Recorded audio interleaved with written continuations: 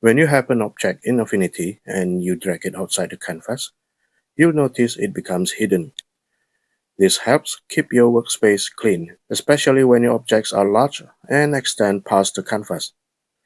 This feature is called Clip to Canvas, and it basically gives you a neat, accurate preview of what your final design will look like. But if you do want to see objects outside the canvas, maybe for trying out ideas or keeping something aside for later, you can turn this off. Just move your cursor outside the canvas, right-click, and choose Clip to Canvas to toggle it off. You can also go to View and hit Clip to Canvas. And now your object is visible outside the canvas. To turn it back on, just repeat the same steps.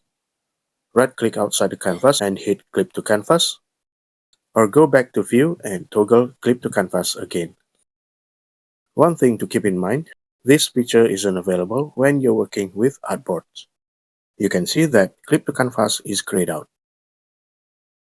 And that's it. Hope you found this helpful. Don't forget to drop a like and subscribe. Thanks for watching.